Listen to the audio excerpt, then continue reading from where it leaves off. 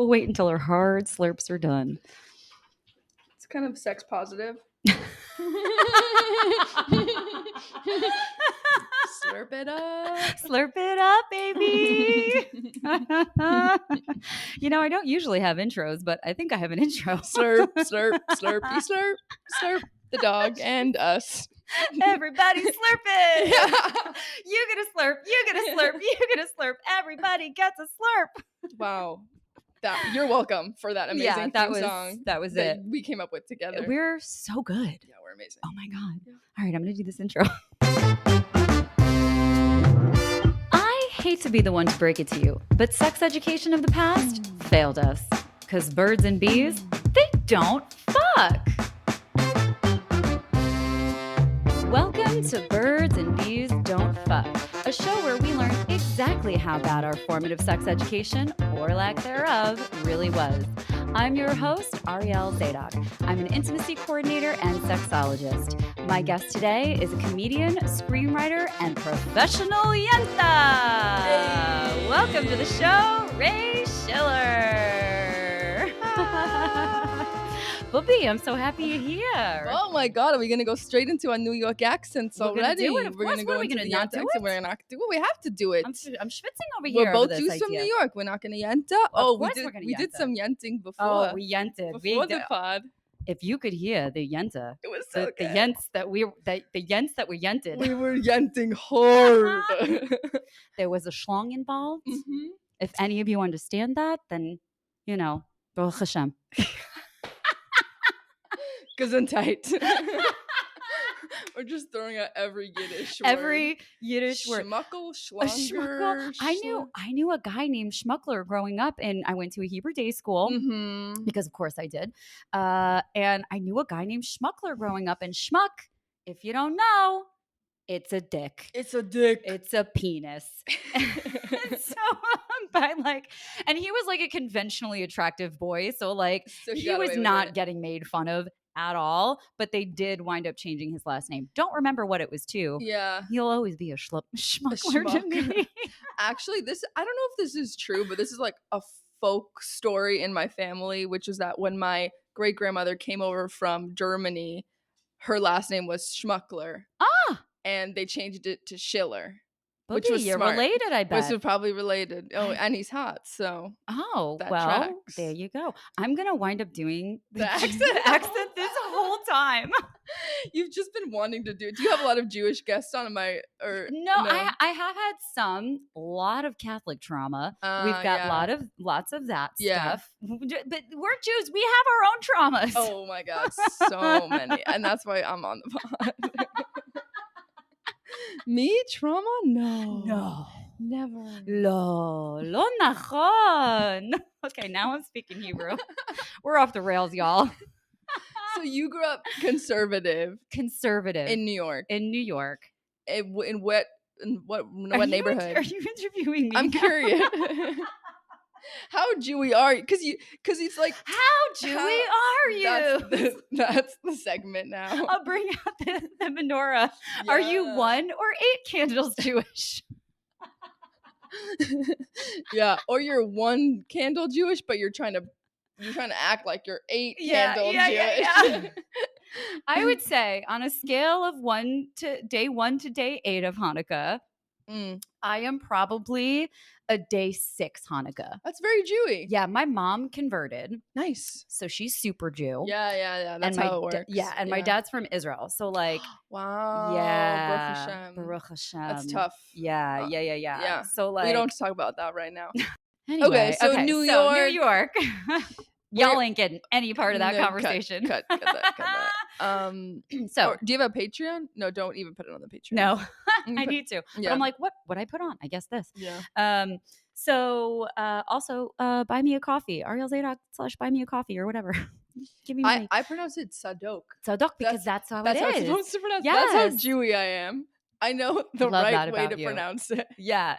Zadok. But people can't say Tzadok. They can't say Tzadok, which they totally can. But some people say Zadok, and I'm like, actually, that is what it was. Yeah. But when my dad moved here, of course, everything was whitewashed. Right. His name is Chilik, Oh, which is whoa. even weird for Israelis. Yeah, I gotta that's tell a you that. weird name. It's a weird name. Yechiel is his full name. Yechiel sounds more. Yechiel Tzadok. Yeah. Shout out to my dad. So when he goes by Hillik, but when he moved here in the 70s, I say he whitewashed it, but like he changed it to Philip Zadok. Philip. Yeah, that's Philip. easier. By the 90s, somewhere in the 90s, he was like, fuck these people. They can figure it out. I'm brown. I'm not getting out of that. So, Good. Anyway. So I grew up conservative in Rockland County with a converted mom, super Jew mom. Yeah. Israeli dad. We did Shabbat dinner every Friday night. They still do. That's every nice. holiday. She's in her 70s and she's still changing out the whole fucking kitchen for Pesach. It's like, what are you doing? But Wow. yeah. That's so intense. Yeah, and I also was not allowed to have a bat mitzvah. Well, I could have a party, but I couldn't read from the Torah because I'm a girl. Oh, so that's like Orthodox. Yeah. Conservative bat mitzvahs read from the Torah now, at least. My family didn't. They didn't let you. Yeah. Okay, so we have that. Yeah. Can't read from the Torah. Can't read from the Torah. So yeah, and I went to a Hebrew day school, and it was like. And I was bullied, of course. And so I was like, okay, so wait, why of course? Oh, I'd say, of course, I think I was the brownest person in that whole school. Like it was a bunch of like light-skinned, blonde, brown eyes or blue eyes, beautiful people. And then there was like me. And my brother is way lighter than I am too. So like I was for sure the darkie. I don't know. I'm just like, maybe that's why. Yeah, also, my mom would tell me that I would like talk to the kid. Thank you. Yeah. Oh my God, thank you. Stunning. Oh my God. Thank you. Like I would also like talk to the kid in the corner. Like my mom was like, I always knew you'd be a social worker because you would always talk to the kid in the corner that no one else would talk to. So like, I don't know, whatever it was, it wasn't great. And I'm like, you want me to be the only child in this entire establishment of all the grades of all the time to not read from the Torah and then just have a party? So no. All your other friends that were girls read from the Torah? Everybody. Oh my God. Even my best friend who is Yemnite and her I'm Yemnite too. Yeah. Her parents, although they were not as strict as we were. Yeah, they were. I guess maybe they weren't conservative. They were like around the same. They still did Shabbat dinner, but like if they wanted to go fuck off and do something on a Friday night, they could. I couldn't. Wasn't allowed. Right. No, that's serious. That's like, serious. It was serious. That's very serious. And that's also like I have a friend who's half Israeli. Her dad's Israeli and her mom is Ecuadorian. Ooh. And I mean, I don't know. What is your mom? Scottish. Oh, yeah. That's cool. Yeah. So but she's got the Catholic trauma. Yeah. And then she just put it on. She put more. Yeah. Just a different more type of just trauma. A different type. Better. Same but different. But her parents are like, or her dad is very, very, like you have to do Shabbat dinner. Yeah. That's like their thing. Oh yeah. So I hear that's like, I don't know. I get it. It's a thing. So this is about you. Yeah, but I want to know about you. Oh well, I'll have to have you on my podcast. Yeah. Yenta. Oh, we will Yenta. And we'll Yenta. We will Yenta okay, fine. much. And then I'll get to know more about you. Great. You can ask all the questions here too, but these people probably heard it. I don't know. So, okay. So you're from New York. Yes. Where? So I was actually born in LA and then my family moved out to Queens, New York. Oh, what part of Queens? Fresh, like the Flushing? Kew Garden Hills is like the Jews know. It's like Jew Garden Hills. My non-Jewish mom's cousin lived there. So the Polish cousin, my mom is Polish and Scottish. Okay, cool. But the Polish cousin lived there, funny enough. She's not a Jew. Yeah. I guess there's Kew other Gardens. people besides. Oh, Kew Gardens, different than Kew Garden Hills. Oh. But very Hills. close. Yeah. Very close. Yeah, it's Queens. So you grew up in Queens. I grew up in Queens. I went to Orthodox all girls elementary school, high school, seminary, except for 1 year in 7th grade I went to a co-ed school. Ooh. YCQ, shout out. And my parents were like, that's not religious enough. That's oh my God. Bad. There was one of my friends was showing me a like 17 magazine or something, and my mom freaked out. She's like, that's not kosher. You can't look at the magazines. So did I blow the mic? No, you're fine. Don't worry. Their ears are fine. Okay. But yeah, all girls, all of it Orthodox. I went to Yeshiva University High School for Girls. Good vibe. I actually really liked it. Yeah. It was a little bit not some things were amazing and some things were really hard, and Yeah. that's just life, and Yeah. it's nuanced and complex. Absolutely. And so did you go to yeshiva in Queens, or where was your I did, yeshiva? yeah. Okay. Yeah. Because my Mhm. sister, did she go to yeshiva at all? I think she went to yeshiva for a little bit Mhm. and then she went to public school, but her husband went through yeshiva the whole way. Yeah. Nice. Yeah. Yeshiva's some serious shit. Yeah, Hmm. But that's me. you liked it or didn't like I it? did. I liked parts of it, and I didn't like other parts of it. Like, I was very involved in all the extracurricular stuff. I was captain of the debate team. Everybody Oh calm my God. Oh my down. God. Y'all, I'm I was sitting here with the such captain of a the nerd. yeshiva Yeah. debate team. Yeah. Ay, ay, ay. And I was like in student government. Like, I really loved the community and the singing and the um like the warmth that comes with the Judaism. Hmm. And then the way I describe it is like I loved Judaism, but Judaism didn't love me back in this Yeah. like really kind of heartbreaking way. But then I had to, you know, that was the Judaism that I knew at the time. Yeah. And then I kind of had to like find my own version of Judaism that can love me for me. Oh my Yeah. I love gosh. that. So cheesy, but that's how I feel.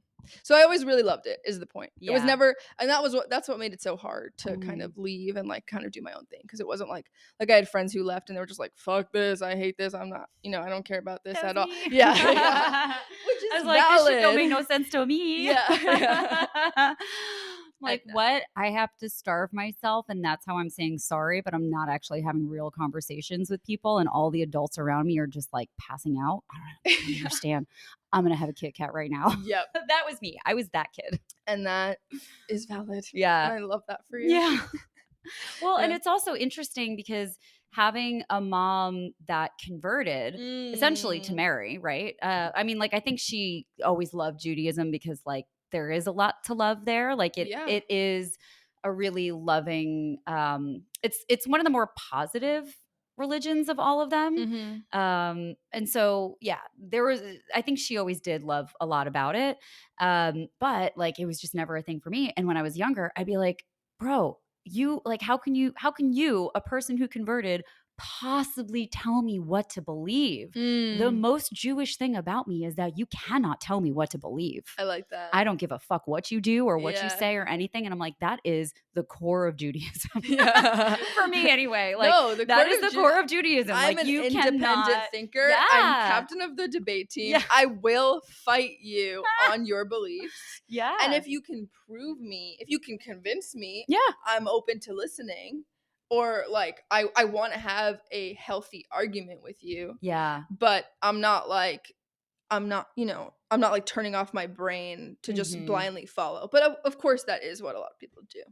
Yeah. And I think it's But also. I love that approach. Like, that's Yeah. what Judaism is. Yeah, Yeah. yeah. I mean, because and there is always the joke, like the rabbi's always like, but why? Like, every Yes. rabbi's like, you have to question, but then also Yeah. like at the same time, if you grow up in a really religious household, it's also like in practice, like, you can't question. You just have to be there for a Shabbat dinner, and you just have to separate your milk and dairy, and like, no, you can't have a cheeseburger like all your other friends. Like, Right, right. It really it's interesting. it so depends on like who teaches it to you. Mm-hmm. Like, if you have a good teacher, if you have someone who's like open-minded and thoughtful, you'll have such a better Yeah. approach to it. Yeah. But unfortunately, there's too many shitty people in the Everywhere. world who just want to use it as like a tool of control for the masses. For everything. Yeah. For everything. And it doesn't even matter what religion that is. No, It is, no, that's just the core of it. 100%. In the olden days. Yeah. Now, there's like so many reasons, but yeah, it is really interesting. So especially like when you're looking at Judaism and like the whole thing is like, question everything. Yeah. But Shabbat, don't question Shabbat. Yeah. My parents are still mad when I work on a Saturday. And I'm No, like, what? question it, but follow it. Yeah. That's what You it can is. ask all the questions you want, but your ass better but be there Yeah, exactly. at sunset Yeah. to light the candles with your mother. Yeah. No, dude, that's so real. Oh my God. So what do you remember did you get any sex ed? Yeah. So I had one day, we didn't have any health health classes until senior year, where it was just like general health, and then we had 1 day of sex ed, Mm. and I didn't. I was sick Oh that no, day. you missed the one day. I didn't have any. I mean, I'm sure it would have been so informative. So I'm you sure I would had have gotten everything from that 1 day. zero So questions. Everything would have been answered. Bummer for missing sure. it. Yeah. By an Orthodox woman. Right. At an all-girls school. Right. I do remember girls joking after about a banana. Oh. But that's all I really remember. So I didn't really get any sex ed from my school. Yeah. If that, you know. But it wasn't like traumatic, because which it might be nice actually. You know? Like you have like I don't know, but I like in Catholic schools, it's like abstinence. Like, oh yeah, you're terrible scare, if you fear. do. Yeah, fear. So we actually just got nothing. Yeah, which might be even better. Yeah, I don't know. I feel like not that we have to compare traumas. No, I mean, we all have different traumas. Yeah, because like the thing.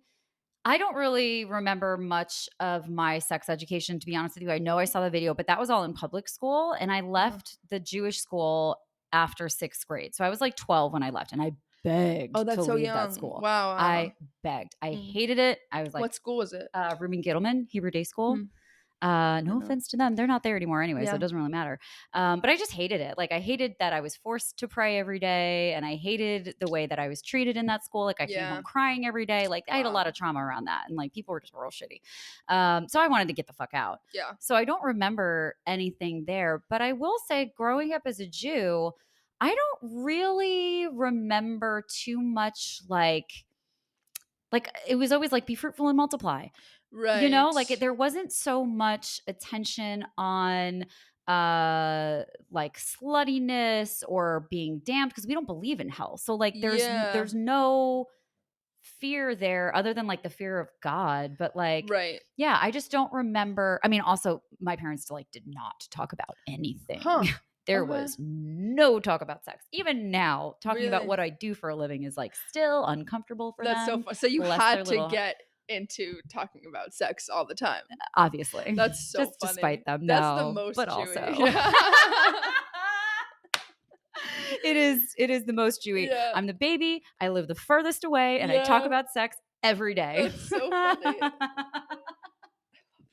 And I'm the only one with no kids, and I've never been married. Amazing. Yeah. You're fucking living the life. I'm living the fucking life. Yeah. That's why everyone's like, you look so young. I'm like, you do. I'm 40. Oh, that's amazing. Yeah. Yeah. That's amazing. This is what happens when you don't have kids and no husband. Oh, that's so nice. Especially like, so that's another thing I there's like, growing up in Jewish culture, that the women they work so fucking hard and take care of everyone. And I don't know if you heard this, but it was like, the man is, I'm going to say it in like a Jew voice now. The man is the head of a household. I got to go Jewish New York. Okay. I was doing like a weird Israeli New York, and that's not working. You're doing old school rabbi. Bubby. The man might think he's the head of the house, but the woman, she's the neck. And you know what that means? It means she controls everything. It's not fucking true. Bro. There's so much misogyny. They told me that all the time. What a lie. All the time. And I was like, I want to be the head though. Yeah. Why can't I be the head? Why am I a neck? And I also, don't want to be the neck. That's such bullshit. It's like, such bullshit. We see how this plays out. We have eyes. Like, no, dude, that was like, honestly, like the gender stuff was harder for me than the queer stuff. Yeah. Of like being in Orthodoxy. Yeah. Because when I left, I like just came out to myself at like 19. And by that point I was already like leaving the Orthodox world. I mean, the queer stuff was definitely hard, but like the gender thing was the reason I left. Like I just couldn't exist in that world where I was a second class citizen. 100,000%. Yeah. It was definitely like I said, growing up, I really wasn't like buying into anything anyway, probably because it was so forced. It was like, this is what you do, and this is what we believe, and you're going to this school, and we do these holidays. Like, that just, you're never going to do well with me in that. There's no like joy in it. Yeah. There's no love in it. Duty. It's like force. Exactly. Yeah. So like that was always, I'm like, but this doesn't bring me joy. Like, I don't want to be doing this right now. I also quit dance a whole bunch of times because I was like, I just don't want to be here on a Wednesday. But I loved dance, so it was Mm, real dumb. Anyway, okay. that's my weird child brain. But when it got to the point where I wasn't allowed to have a bat mitzvah, or I wasn't allowed, I mean, I had Read a bat from the mitzvah. Torah. Yeah, when I couldn't read from the Torah, I was like, oh, I'm sorry, what? You want me to believe in something that doesn't believe in me? I'm sorry, I'm fucking out. And I was 12, Good for or like you. 11 or 11, 12, whatever it was. We had a party in Israel, but that was like for the adults, right? Like that wasn't for me. Oh, I see. Yeah, yeah, yeah. Yeah. No, that's honestly worse than what I had, which is like all the girls weren't reading from the Torah. So it was like, okay, we just don't do that. But all your friends that were girls were doing it and not you. Yep. That's psychotic. Yeah. Yeah, it was wild. And I was Yeah. like, there's no like the sheer level of embarrassment, Mm, because then it's not only like girls are not allowed to read. yeah. I'm just fucking putting that shit together now. Real time therapy, y'all. I'm a therapist, so this is awkward. I didn't tell you. I'm actually paying you Yeah. thousands of dollars for this session. You're welcome. So really buy me a coffee now. RayeSchiller.com/therapy. No, that's not real. I love it. Yeah. I love this so much. But yeah, anyway, this shit is so layered. Dude, so much. But I feel like I'm like, thank God I'm really at a good place with it. Like with all of like the queerness and the orthodoxy and all, like I'm at a like good, like healthy human place. Like it's there, but it's not the baggage that it used to be. And that just takes like so many years of therapy, and True.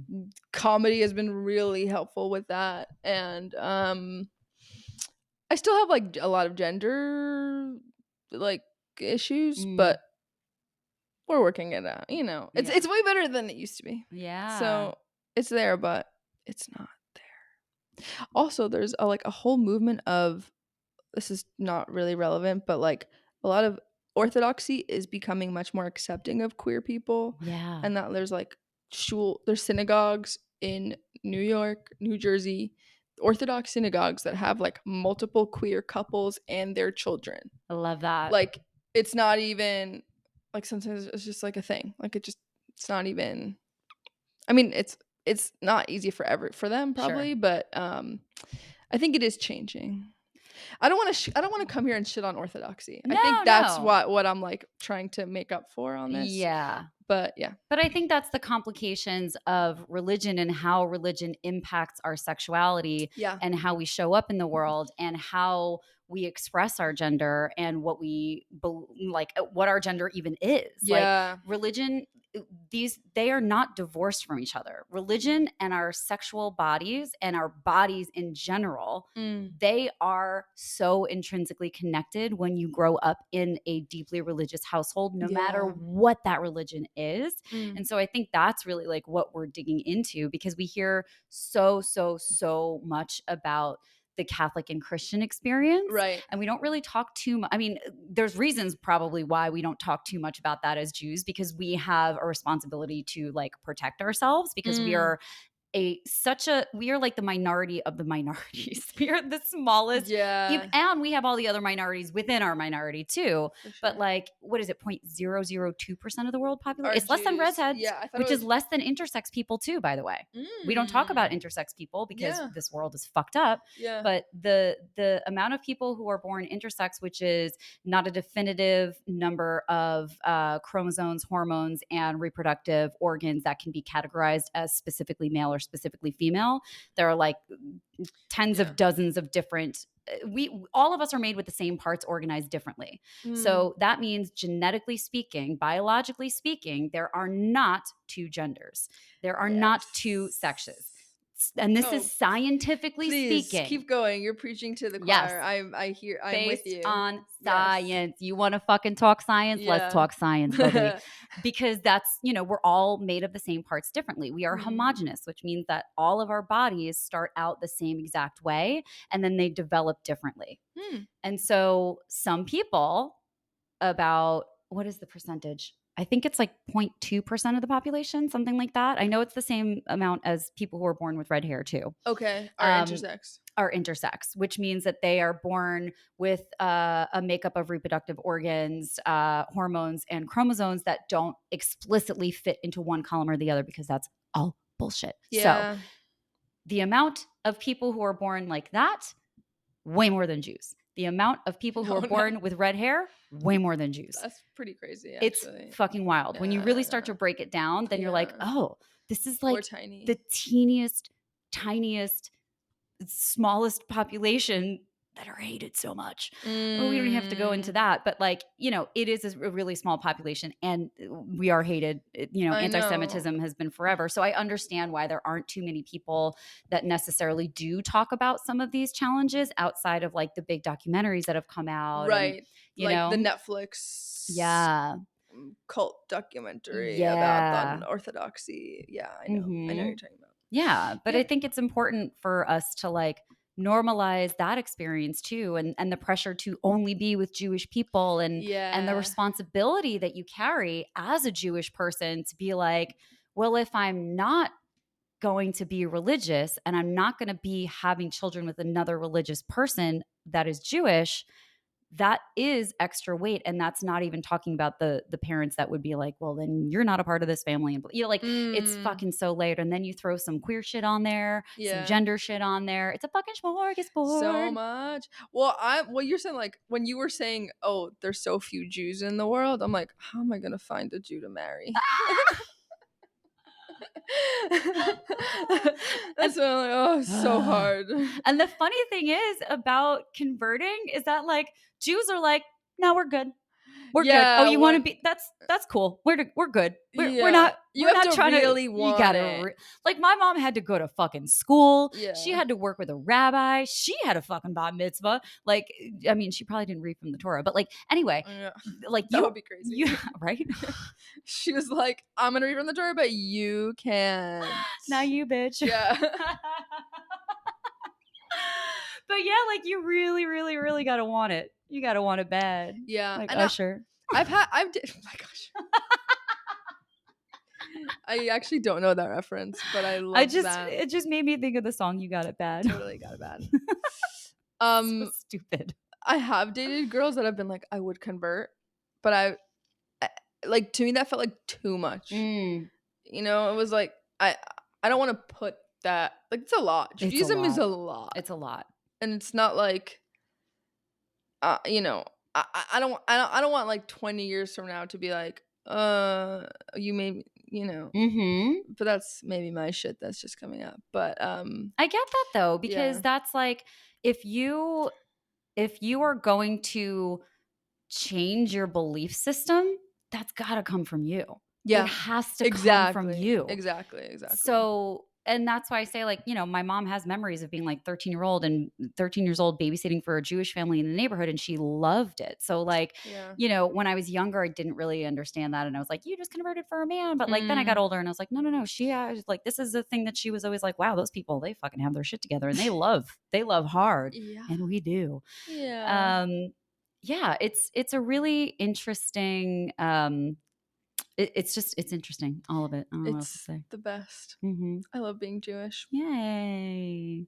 I'm not religious, but I would never be anything else. And I would never not be like, oh yeah, I'm a fucking Jew.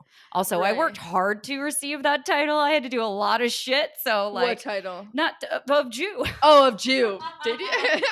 I don't know, man. Nah, I got a lot of Shabbat dinners under my belt. That's true. That I missed a lot of things for. So like, I'm a fucking Jew. Jewy. And you have the accent. I do, Bobby. From From New York, a couple of Yentas from New York. Oh my goodness. Now we're in LA and we're on a podcast together. We are. This is great. So what has your journey been in terms of rediscovering like yourself as a queer person and your identity as a Jewish person, just since we're like talking so much about this? Yeah. Let's see. The journey has been tough. It's been, you know, it's a lot. But like I'm involved in some really great groups that are specifically deal with being queer and Jewish. Yeah. JQ, JQY, different groups. Okay. Eshel. They're just like building that community of people just to be like, hey, we're here, we exist, and there's actually like a lot of us. Mm. The journey like into feeling my own queerness was just like, I mean, there was a lot of guilt. There's a lot of shame. The first time I had sex with a woman, first time I had sex with anyone was with my chavruta, Ooh. which means study partner. Mm-hmm. I was learning Torah for the summer in on the Upper West Side, and she was my roommate. This is hot. So hot, and and we like our friend had a beach house in New Oh Jersey. my God, it's getting hotter. Yeah, and we like went to the beach house together, and we shared a bed because it was just like girls can share a bed, you Yeah, know, yeah. that's Normal. you know, they're friends. They're Mhm. really good friends. No one's even gonna suspect a Yeah, thing. literally no one ever. Mhm. And we hooked up. We had sex at the beach house. And that was like the first time I'd ever, you know, did anything really with a woman, and also just like acknowledging to myself that that was part of me. And I had a lot of guilt for a long time. The first time I came out to my friend as bisexual, I remember it was in Lincoln Center, like right by Lincoln Center. Do you know where that is? Yeah, In yeah. Upper, Oh yeah. yeah. Like by the 66th Street Yeah. subway, the Oh one yeah. train. And it was like, I just, and she was like not Jewish, like doesn't, you know, doesn't, I was like, I'm bisexual. She's probably like, And she's like, okay. shut the fuck up, everyone's bisexual. You and everybody else. Yeah, it's like, okay. All right. Like cool, so bro. not a big deal. It's so funny looking back on it. But yeah, so I've come a long way Yeah. since then. And then I dated a guy for a long time, and we were open, and we did like the poly thing. Mhm. And it was really, and I'd be curious to hear what you think about this, because it was like we dated, we were like allowed to be with other people, but I was only allowed to be with other women, Ugh. non-binary people. Yep, that whole chestnut. Yeah, which like, okay, so you're not a fan. 100% no, Okay. because that is not what consensual non-monogamy truly is. To put limitations on the the gender and the organs of the other person that your partner is playing with, Yeah. just because you are only straight or only gay, like that's not equitable. That's not. What if he can only sleep with other men? And I mean, if that's something that you both come to the table wanting to do, Yeah. I think that kind of, I mean, listen, if both of you are like, fuck yeah, Right. that's fine. Right. But the problem is when we are looking at relationships with, let's just say, a cis man, like a cis straight man, Yeah. and a cis bi woman, Right. and the guy is like, yeah, we're open and I can fuck other women. You can't fuck any other men. You can only fuck women. Oh, That's a problem. yeah. Because not only is that controlling your partner in a way that is not consensual, because they are like, if you had your choice and you could do anything, you would be fucking the people that you're attracted to and you have connections to and that you would be building relationships with outside of this one relationship, right? So to put that kind of a constraint on someone is not truly being a consensual situation, because the bi person, and this can go both ways as well, if it's like a cis woman being like, well, you can't fuck other women but you can But fuck for other men, yeah. that is just as problematic, because again, now you are putting limitations on who your partner can have sex with. That would be like, okay, so you only have sex with women, so you can only have sex with redheads. Right. Like, you can, that's fucking ridiculous, right? Yeah. Or like, you can only fuck women over the age of 35 to 40. Like, what? I don't fucking know. Yeah. You know what I mean? Like, to put that kind of restraint on your partner, that's not truly consensual. But if both partners are fluid in their sexuality and they hook up with different types of people and different genders and all that, and collectively you make a decision that feels really good for both of you to say, you know, let's say, I'm just going to simplify it by saying cis male, cis female, just for simplicity reasons. Yeah. So let's say you have a cis male and a cis female, and they're in a couple together, but both of them are bi or pan, or they play with all genders, right? There could be a world where they're like, well, we are going to reserve the straight sex for us, and both of us can have gay sex outside of the relationship. Because I can't get that from you. Exactly. But that, as long as both parties are excited about that. Yes, but if one person is like, you can only have sex with people who have this genital makeup or this gender, and I can have sex with all the people that are different from me because that's what I fuck. Like, now we're putting weird restrictions on people's sexuality. Yes. And that's not ever good. That's just not equitable, and that's not consensual, really. Because there's coercion there. I agree. If anything, I probably coerced him, but not really. I just like heard a little like you know, when they do like a spark off of a tooth. Yeah. If you're listening and not watching, there was like a great little smile there.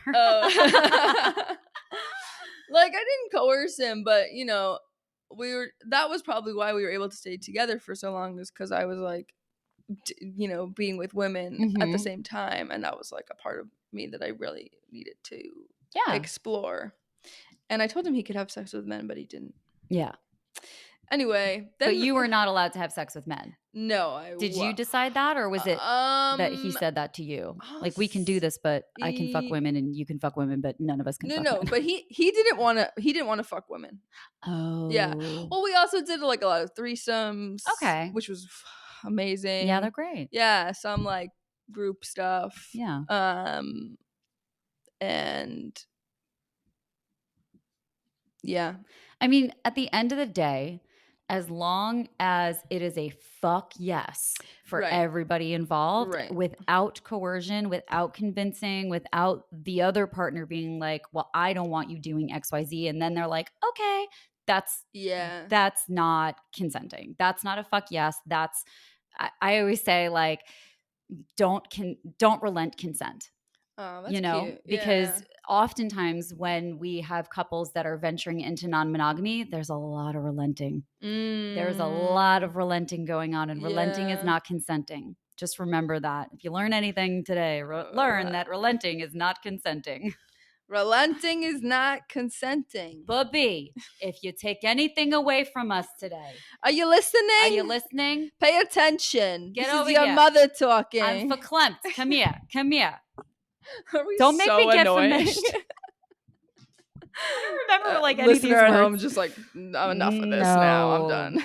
I used to do a character. Her name was Eleanor. Of course. Of course she was Eleanor. She lived in Fort Lauderdale with her very best friend, Barbara. Barbara's now, she's somewhere else. I don't know. You know, we got into a fight over a guy at the pool and forget it. So anyway, we both had husbands. Both of them are dead. And now we are living our best lives in Florida. So. And they're very good friends now. Very, very good friends. Share a bed, but we don't touch. Wink, wink. Maybe you don't touch, but I'm touching. Roommates. We're roommates. You know what that means. And that's us. That's us. I need to expand my accent Rolodex. Come I on need to do some other accents. We actually, God, I must have the video somewhere. We just like riffed. We just improvised for like 15 minutes. We like teased our hair big, and we went to the op shop and got like glasses. Who's and like we? Me and my friend that did Barbara. Barbara and Eleanor. Right. We had Barbara and Eleanor. Yes, this was when it was just Facebook, and we didn't have like all of this fancy schmancy stuff. You know what I mean? Mm-hmm. So yeah, but it was it would have been fucking hilarious if we did it today. But you know, anyway. Next time, I'll come in as Barbara. Oh my god, that was Should actually we my do a Barbara grandmother's name. Was it? It wasn't Barbara. It was Bob. It was Bob. She talked like this. She's from New Jersey. Barbara Schiller, everybody. I don't know if it was on the Schiller side. Well, I think she went. No, it was Fitza. Fitza, Barbara Fitza. Just giving every piece of information away. What's your grandmother's maiden name? Security question. Maybe You we'll cut think that. these people can spell Fitza? I'm sorry, but you probably can't. Yeah. I can't. I don't know. Like Zadok. Sadok. It should be like a TZ. It should be a TZ. Yeah. But it's not. Anyway. People can't do the TZ. So tell me how you got into comedy too. Oh, fun. Comedy happened about 3 years ago. Oh, so it's pretty recent. It's new. pretty recent. I know. Oh, I love I'm a it. baby. But you're funny. You're a funny baby. I try. I have been told to lie about how long I've been doing it. So I don't like a lie. Yeah, I don't want to lie. We speak the truth here on Birds and Bees Don't Fuck because all of us were lied to. And so we Yeah. are trying to end the lies. No, that's such a good point. And that's what I love about comedy is that it's so much truth. Yeah. And it's so much revealing. It's like all the shit that you are ashamed of or scared to say, that's the shit that you're supposed to say. Yeah. So as someone who grew up with a lot of shame and worrying about what to say to who and to when and constantly being paranoid, like, are they talking about me? Are they saying that my skirt is too short? Like, it was like literally at that level. And now it's just like, fuck yeah, they're talking about me. And I don't care. Yeah. Like, good for you. You give a shit enough about me to talk about me. Yeah, exactly. Good or bad. I'm so important. I'm clearly impactful in your life. Yeah, you hear that? User 20149. Ooh. Sick bird, bro. I hate her. I get so many hate comments. Oh my God, but I bet. I'm like trying. I don't care. And you know what? Like all of those things, because sex educators get that all the time too. Like anytime you're out in the world talking about things that, or showing that you're living a life that somebody else wants to be living or wants to be talking about or wants to be expressing, those trolls and all that shit is coming from a place of shame. And how dare you have the audacity to live your life? How dare you have the audacity to say these things, to be so free, to be liberated, to be yourself? It's all of that. That's so real. And I'm still working on it all the time. Like, I still feel shame about everything. Not everything, but a lot. Like, there's so much that I'm like worried about, what to say and when. But I'm not going to tell you what it is. Well, also, but there's a lot of yentas out there. It's true. The yentas be yentin'. I'm actually, believe it or not, this is going to hurt my brand, but I'm not the biggest yenta. Like, I'm a yenta, but I'm not, like, if someone tells me a secret, I will keep it. Like, I will not. If someone's like, don't tell people, I'm not going to then go like text everyone. Like, but yeah, the comedy thing has been like incredibly helpful just to get me into this place of like independence, freedom, free of shame, free of guilt. Also just been like an incredible medium for me to just express myself and my shit and connect with people who have similar shit. That's been like so healing. Yeah. So I started stand up I started screenwriting first. Okay, let me rewind. I was in a master's degree for computer science in 2020. In 2020. Yes, wow. Yes. And my friend like heard my story about leaving Orthodox Jew and coming out as queer, and he was like, "That you should write that as a TV show." I was like, "That's insane. I'm not gonna do that. Do it. That's so stupid." And then I was like, I have to do it. Yeah, the seed has been planted. Yeah, exactly. It was one of those things that like once someone plants it, you're just like, I can't see this or do this or yeah. Yes, exactly. So I started that. I did that, and then I was like, no one gives a fuck about my writing because I'm a nobody who has no like connections or background or anything. And it took like way too long to get feedback from people on my screenwriting. So I was like, okay, what's the most immediate feedback? It's stand up. Ooh, so smart. Yeah. Whatever. They were on the debate team. Let's just remind you that right now. I'm such a nerd. But that's so smart because Yeah. that is the best way to get the immediate feedback. And let me tell you, comedians are tough. Like a comedy room, Yeah. Yeah. people are there to watch you fail. That is not a room where people are coming to watch you succeed. When people go to a comedy show, like they are waiting for people to fail. It's horrible. I tip my Well, hat to I try you. not to remember that. Wait, do you do stand up or you do improv? I Or- do improv, but Okay. I worked at the Tampa Improv, like slinging drinks. Well, I was an agent. Yes. I was a talent agent by day Oh, and like slinging fun. drinks at the Improv by night. And I worked- remember from that episode that I listened to Oh that yeah. you said that. I don't even know Just- what I say on this podcast. I Like feel the people probably know same. so much about me, and I'm like, whatever. People That's tell fine. me shit that I said on my podcast, and I'm like, I What? don't remember Don't saying remember that. Like, Yeah. whatever. Cool. I mean, as long as I feel good about it in real time, that's great. Yeah. But yeah, so I worked at the Tampa Improv for like 5 years. Mm. So I mean, I was around everybody all the time and all the big comedians and all the open mic nights and all of that stuff. And then I've just always been around comedy. So I don't do stand up. I would like to learn more about joke structure. But I did go through Second City for their improv program, Oh. and like I basically have like a minor in theater just because I did so many shows and worked backstage, and every one of my like any class that I could choose, it was all in the theater department, in every single department. So I've worked in every single department in the theater program. Cool. Yeah, I'm a big nerd too. A theater nerd. A theater nerd. So yeah, so I've spent a lot of time in comedy clubs, and yeah, comedy is a part It's of the me. best. Mhm. Yeah, I like to think that not everybody wants you to fail. No, not everybody, because I go to comedy shows and I never want anybody to Yeah, fail. exactly. Yeah. But there are some people in the back like, Yeah. oh, I want you to. Yeah. But I can't think that way when I'm doing a show Yeah. because I'll freaking never go on stage again. Yeah. I just Sorry think if you're an aspiring comic and I just scared you. No, Don't be yeah. scared. But that's also a life lesson for literally everyone. Like everyone is just shitty. yes, People are all up shitty. their own. They're in their own stuff. So, Right, but yeah. all that matters, and this is the same with stand-up, is that you're going there and you're having fun and you're Exactly. enjoying yourself and you're enjoying what you're saying, and then who the fuck cares what the audience thinks? Mhm. Like you don't go to like get laughs. I mean, you do want laughs, but, Yeah. But when I started, so when I started I was on a road trip from New York to LA. I did it Ooh. over 4 months. I worked remote. Wow. Yeah, while I was doing it, and I went to an open mic in Pensacola, Florida. Okay, I've been there. Have you heard of it? I've been to Pensacola. Oh, I really? lived in Florida for a while. Right. Yeah, Tampa. so I've been to Pensacola.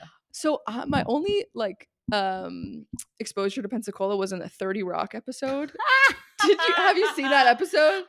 I've watched the whole show more than once, so It's so I don't remember it. funny. It's like called Floribama or something. Oh my and god, it's just like yeah. about the like crazy people that live in Pensacola. But I went to an open mic there, and I just watched because I was so terrified to even try to go up. And then I met a wonderful Jewish lesbian in Pensacola, Florida. Of all places. It was nuts. And she was just like, you have to do it. You just have to do it. You want to do it. You have to do it. Yes. And then later in my road trip, I was in Austin, Texas. And that's where I did it for the first time. Yes. Austin is a great city. Great city. You Great know, vibe. It's Texas, but it's like the little salvation within Texas. It's a really lovely place. Yeah, it's pretty friendly. I went to like a woman's mic. Yeah. And it's like 4 people. It was so bad. But it was fun, the best. But you did it. No, it was so good. Yeah. It was the best. And I got addicted. And then on my way again to LA, I stopped in New Orleans and I ran into the Jewish lesbian. Again! Oh, mommy! And we did hook up. Yay! Oh, I love that so much. You're welcome. Shout out. I'm not going to say their name. Mommy. We're just going to call her Mommy. Mommy. Have you said mommy in bed? Can I ask you that? Daddy, I have. But no. I will say. We don't talk about it. No. So it is interesting. So. Are you bi? Or I am like mostly straight. I've dated a woman. I've hooked up with women. okay. I'm just like me. Love that. I'm Yeah, we just don't have to me. put labels. We I don't just mostly fuck dudes. totally. But I'm open to women. Like Great. they're great. If Yeah. the vibe is there, like, so I guess that's more pan, but I'm also like kind of gray sexual, but like it depends on the person. But Love sexuality is complicated. so complicated. And you don't and that's on me. I should not have asked you that. You can ask me anything you want to. Okay. We're here to have these discussions and normalize all this stuff. So that's what we're doing. Okay. But no, so there is one person that I call daddy, Mm. and he is a dom, like a legit dom. What do He you was mean the by one that I was legit? telling you about earlier with the cookie, which Oh, y'all a know. different one. I was Different thinking the one, other different one. I'm living a good life right now, Oh, y'all. I'm so jealous.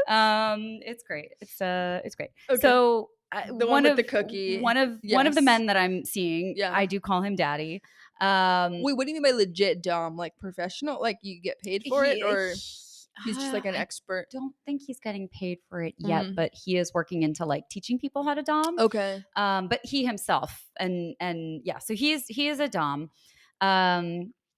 And so, and I've always been like, I'm not like, my daddy issue is that I love my daddy too much, which is true. I never call him daddy. I've never called him daddy. Maybe Yeah. when I was little, my mom calls him daddy. When she refers to him, she'll be like, oh yeah, daddy's going this and that. But like, I don't think it's that kind of daddy. I would be so fucking happy if it was though. Mm. And I just like, we were playing and this was like, I don't know, maybe like 2 or 3 weeks into our relationship or something like that. I mean, we're only like a month in, so it must have been like a week or two. Mm. And I was just like, I actually think I do. Like I'm feel like he collared me and everything. So like we've got that kind of a dynamic. And I was like, I think I actually do. Like I'm feeling like that is the thing that wants to come out of my mouth. It's not me controlling it. But Mm. that's also, that kind of speaks to the subspace, because when you're in a subspace, you're present, but you're like shut down. Not shut. I don't want to use the language shut down. But you're like in a trance.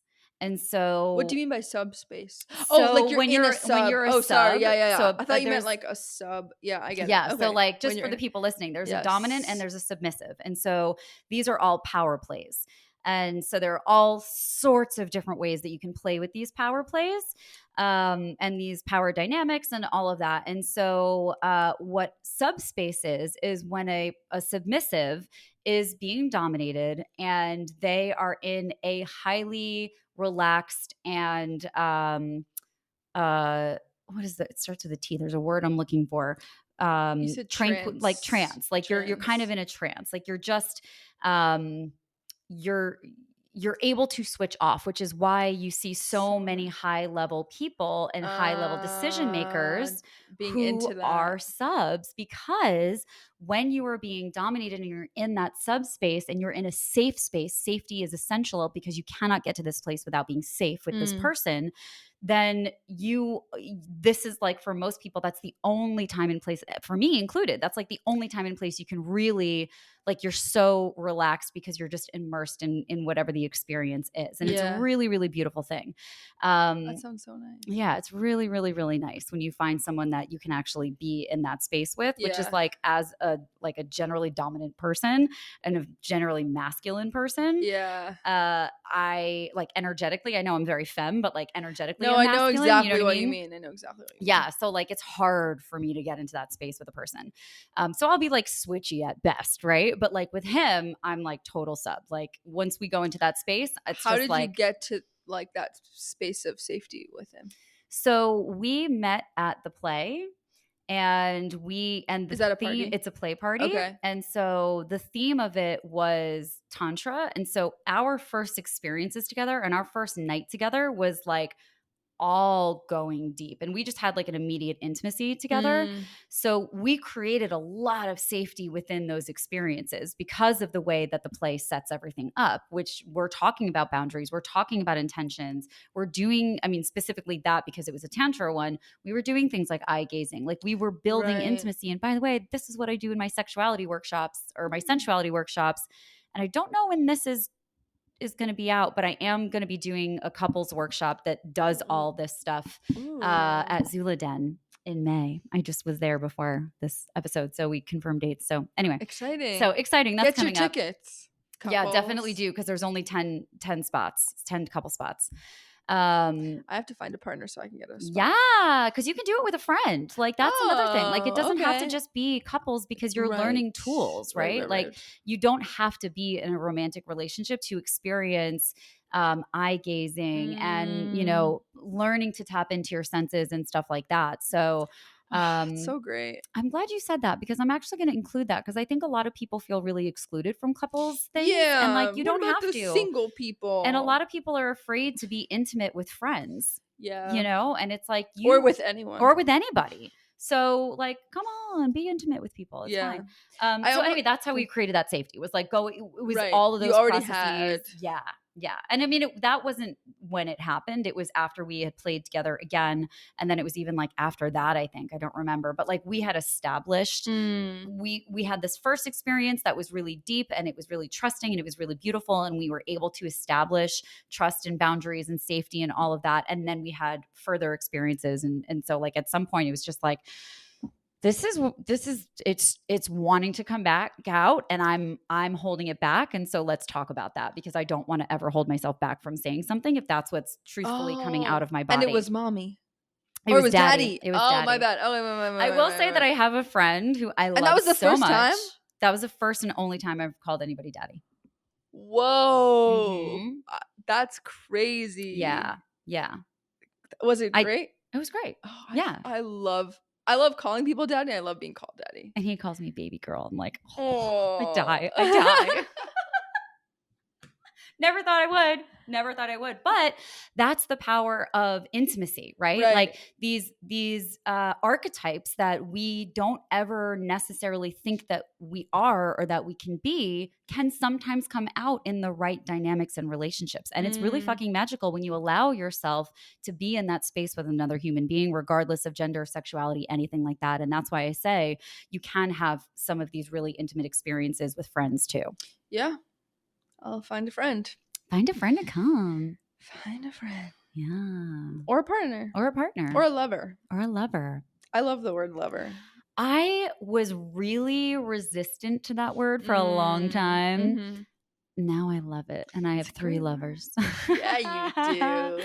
But my friend Nadej, they're a sex scholar, brilliant, pleasurescience.com.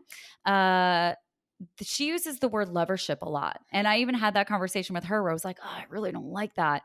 But something has shifted in me. And I think it's because I have these beautiful loverships that I'm a part of. And one, like, they're casual, some different levels of intimacy and depth and how often we see each other and like that. None of that matters. Like frequency doesn't matter. Yeah. It's the connection and how respectful are you with this person, and how safe are you with this person, and how free to be yourself are you with this person. That's the shit that matters.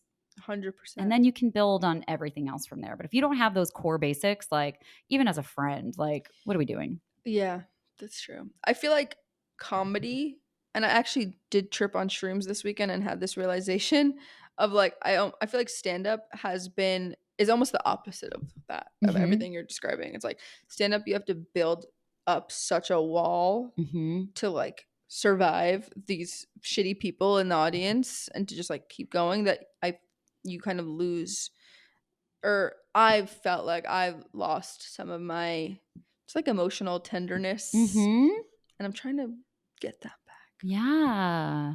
I'm doing another workshop. This one's going to be virtual, called Boardroom to Bedroom. Ooh. Or leader to lover, depending on who the audience is, like, or like set to sensual, because that's really fucking real for a lot of people. Right. Like when you are at work and you have to desexualize yourself to keep yourself safe half the time. Yeah. Especially if you have been socialized as a woman, or if you're femme presenting, or if you're trans or queer or anything like that. Oh my God. We are building up these walls to protect ourselves. And then all of a sudden you come home and you're supposed to be like this soft, sweet, intimate creature. Yeah. And like this sensual creature. Like it doesn't fucking happen like that. We have to actually work at these things. I love that. I love that so much. And I have a story about like where, you know, even if Okay, when I first started working, I looked like way dykier than I do now. Like I looked Mhm. like Rachel Maddow, but smaller. Like I was cosplaying as Rachel Maddow at this like big corporation, Cute. and I still had, like you're talking about like protecting yourself at work. I still had my manager and my manager's manager make like sexual comments about like how hot I am and like they want to go home with me. It was like insane. So fucking inappropriate. Like, what the In fuck? so inappropriate, but like it's almost like people think like, "Oh, if you look femme, Mhm. that's the problem." No. No, it's No. not. Like it's I can't figure out how to make this into a joke, but it's so funny to me because it's just like you're it's just like you're so gay looking. I was so gay looking and it still They don't give a happened. fuck. They don't care. Yeah. It's wild. Yeah. The people who are out there doing and like pulling shit like that, Yeah. because obviously that's not everybody, right? Like No. it's not all men, but it's enough. Yeah. Um it's like they're fucking relentless with it. And it's yeah, it's Yeah. fucking mind-boggling that you would do that to anybody at Yeah. all. But then especially to hot little Rachel Maddow 22-year-old. You know? But I think it's a perfect example to show that like you said, you can do anything to change how Yeah. you're showing up in the world. And it's something that we're still having to navigate. You would Yeah. think that you're protected because you look queer or like whatever, or androgynous or anything. Yeah. But like no one is protected from predators because they're everywhere and they're doing it. I will say there is a comedy club in LA where I know a lot of other women have been made to feel uncomfortable by this comedy club owner, but not me. Oh, So good. so I guess the dyke thing does protect you sometimes, Sometimes, but but with not some people, always. yeah. Yeah. It's not, Yeah. listen, like every person who's like telling every hot chick that he wants to fuck her is not going to be doing that to every dykey looking person too. Like Yes, yes, that's yes. obviously that's not going to be the thing. But I think the point is like it ain't our job. It ain't our job. No, no, no, Okay. no. It's your job. Fucking It's your job to not be a fucking piece of shit. Although no one watching this is that piece of shit. no, I everyone hope. watching this is perfect. Perfect little angels. No, you're not. None of us are. Wouldn't it be funny if the people watching this were just Literal like angels. we're just like the worst people? I But hope they maybe they are. are and they're I learning. truly hope they are. If you're a Yeah, fucking terrible, horrible yeah. piece of Yeah. shit human being, I I'm one of you. hope that you're watching this Yeah. because that means that you're trying to be better. Like, Mm, come and watch this that's show. what it Safe means. space for pieces of shit right here. Yes. Let me help you be better. We need more safe spaces for assholes. But honestly, we do. Yeah. Like, that's it. And I often joke that, like, we need to get like I am so passionate about helping cis straight men because we have to get to the Mm, root cause of the problem, right? And I yeah. say that jokingly but lovingly because the truth is that patriarchy and misogyny are hurting them too. Yeah. The fact that so many men don't feel like they can be in touch with their emotions, that they can be sensual, that that's an option. Like if they love to be like caressed with roses, and like that feels fucking amazing. And you should have that if you want that. Like Mm. that is something that every human should experience and decide if whether that is or not for them based off of how it feels, not based off of what society is telling them is okay for them. So like when I say we have to like get to the root cause of the problem, it's because I truly feel like cis straight men have been left out of the conversation. And if we want to close the gender gap and if we want to make things better for everybody, whether you're queer or non-monogamous or straight or whatever, we can't leave these dudes behind. Yeah. And also the labor of pleasure should not be on the women that they're fucking. So I'll get off my fucking high horse here. Have you read or heard of For the Love of Men? Liz Plank? I think I have heard of that, but I'm going to add that to my Yeah. reading list. Well, I can't vouch for the book because I haven't read it, Mm. but she does. She it's a book about how we need to help men for the sake of women. Yeah, basically. 100%, Yeah, yeah, for the 100%. love of Like men. to pretend that they are not also hurt, like Yeah. hurt people hurt people. Mhm. And there's so much guilt and shame and ego just because people don't know. Like if you're with a woman and you're not fully pleasuring her, like yes, it could just be the sexual connection, but in Mm. most cases it's because you don't have the education and that's not your fault. Yeah. I'm going to say that again. It's not your fault. Listen to the podcast. Yeah. To learn how to please a woman. Yeah. Do you do that on the pod? I do. Like we Oh, definitely talk about that. Oh, like good. I've got like toys and stuff around. That's amazing. We've got, I mean, there's a dildo right up there if you want. His name is Frank. Oh no, I think I like renamed him on the last one with Shelby, but I haven't put that one out yet. Why can't I see him? Oh, there he's blending into the wine. Yeah. The alcohol. Wow. He's got a cock ring on and everything. Polka dots. Yeah, he's confetti because I was like, well, I don't want to get a skin colored demo. Yeah. And then I was like, I don't want like a purple one. And then I was like, confetti cock. What's your favorite toy? It really, really depends. Although, okay, no, I do have a favorite toy. I would say it's my curved shock rub, my rose quartz curved shock rub. It's a crystal dildo and it's curved and it's amazing and I fucking love it. Ooh. And it doesn't even vibrate. But crystals and shit. Does it bend? No, it doesn't. It's a hard crystal. Okay. Yeah. What's the shape of the curve? How curved? It's like that. It's not okay, like a little curve. Yeah, it's like a little curve. Shock rubs, I love them. I've like given them to people as gifts and stuff. Like they're great. I also really like Lola makes a clitoral stimulator. It doesn't puff air or anything like that. I forget what that one's called.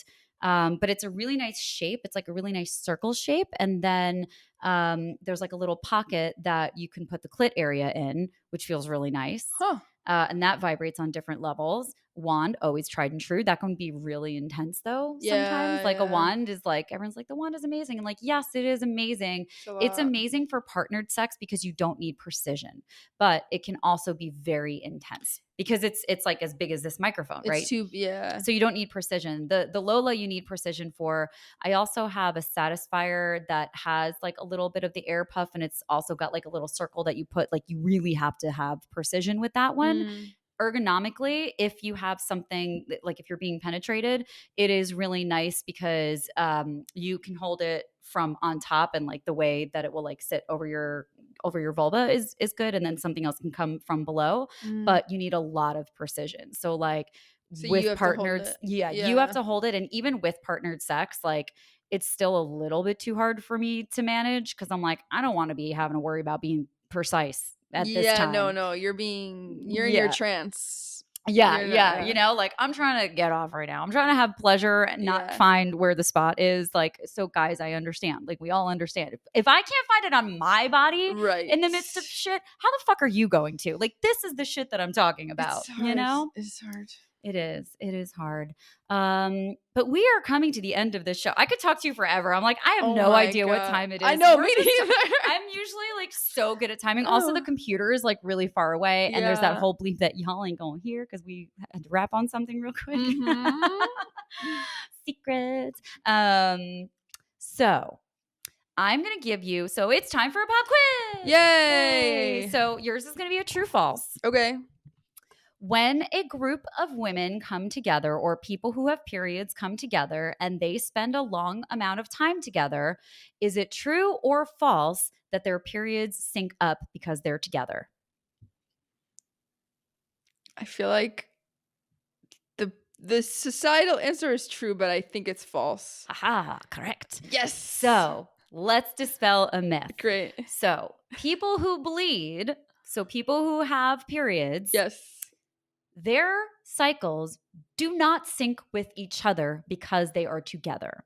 There is no correlation between my hormones and somebody else's hormones all of a sudden being like, what's up, kid? Hey, dude, how you doing? I mean, I guess dude works. Anyway, what's up, girl? How you doing, man? Like, now let's like party together. Let's bleed together at the same time. That is not how it happens. This is a mathematical equation because each person who has a period has a different range of how long their menstrual cycle works, ranging from, I don't know these numbers off the top of my head, but it could be like 32 to 42 days or maybe even 46. Some people have like longer, like whatever. There's a fucking range. And the way that math works, I'm not a mathematician or a statistician, but the way that math works is that at some point when you have different timelines working, those timelines will sync up at the same time. And that's literally just math. It's just random, basically. It's not hormones. It's just because if your cycle's 34 days and their cycle's 33 days and this one cycles 36 days, at some point, Chances all of you are going to have a period at the same time. Yeah. And it's not because you're together. It's because math. Love it. So that was your pop quiz. Wow. You did great. And you fucking nailed 100. Captain of the debate team, like, everybody. Not even 100. I'm going to give you bonus points because you were like, well, society says yes, but I think the answer is no. Yeah. And that's not me being an amazing student. That's just the best student. I do have an apple in the fridge. I love apples. Where can people find you? Okay, I am at Raye Schiller, Raye. Well, I shouldn't say A. A. Wait, start over. I'm at Raye Schiller, RayeSchiller. There's a few silent letters in that, so people do get confused. RayeSchiller.com. I'm on Instagram, TikTok, YouTube. Everywhere is Raye Schiller. I have a podcast called Yenta. Hey! Where I get everyone's secrets. They're not always sex related, but sometimes they are, and those are my favorite ones. Holla! I'm in LA. I do shows in LA a lot. And that's all I got. Oh my God. I'm going to be at your show on Tuesday, actually. Amazing. Yeah. It's the show at the Pleasure Chest. Yes, the Pleasure Chest I'm show. doing a show at a sex store. Yeah. Are you supporting? I'm supporting. Amazing. Yeah, that's Eli's show. Eli was one of my early guests. Oh, great. Bless his soul. Yes. I think it's Eli. episode 3. Eli Olsberg from abstinence to from accuracy to abstinence, I think is what I titled it. Anyway, look it up. But yeah, this is going to be way past this podcast, but I'll be there on Tuesday. And it went great. It was so good. It was an amazing show. Raye it was fucking killed it. And it's their 13-year anniversary too, which is so exciting. That's nuts. Yeah, I mean, if there's anything I love, it's sex and comedy. I have to get all my sex jokes out. Do it. Just kidding. They're all sex jokes. I actually want to start a blue comedy show. Well, this is going to be a live show, but that's going to be different. But like, I would love to do a blue comedy show. Which is blue. Blue is like it's all the dirty. Yeah, blue. They would call it. I think that originated in vaudeville. That they would call, because vaudeville was actually very clean and family friendly, right? But then they would have these blue shows, and that's how dirty. You knew it was dirty, and burlesque was there, blue. And blah blah blah. Yeah. Okay. Anyway, I just want to create space for people to tell more dick jokes. Oh no, there's not enough dick jokes in the world. But good dick jokes. Yes. Go to an open mic and it will be all dick jokes. High level. But that's the thing about if I do go into like producing a blue comedy show, it's a very, very high risk of people being problematic. Yeah. Well, you have to book it right. Yeah, you have to book it right and get the right people in. But I don't know. Maybe there's some space for it. So anyway, now I'm just fucking rambling. Anyway. Thank you for having me. Thank you so much for coming on. I'm honored to be on this podcast. So excited that I get to see you on Tuesday. Yes. Thank you so much for being here. Thank you for having me. And I'll give a spiel. If you like this podcast, I don't know why I always say it like that. Anyway, if you like this podcast, please like it, rate it, subscribe, buy me a coffee if you want to. Like I said, I'm going to have a couple of workshops. I've got a workshop. I don't remember when I'm publishing this, but I have a sensuality and pole workshop. It's a sensual empowerment workshop on April 28th in downtown LA. I have a couples workshop that's not just for romantic couples or sexual couples, but friend couples too. If you want to learn about sensuality and intimacy with another human being, that's going to be at Zula Den on May 15th. And then I'm going to do a sensual movement sound bath at Zula Den the following week on May 22nd. So that's going to be a sound bath led by Devin. It's Sacred Sounds by Devin. She's amazing. So she's going to be doing the singing bowls, and I'm going to be doing sensual movement and guiding people on how to just kind of learn how to improvise and move their body in a way that their body wants to be moving. So lots of fun stuff coming on. Get on my mailing list because I can't talk to y'all on social media. birdsandbeesdon'tfuck.com. I don't know. Y'all are probably not even listening anymore. I'm sure once I say, if you like this podcast, they all tune out. So anyway, if you're here, I love you. Thank you. Bye.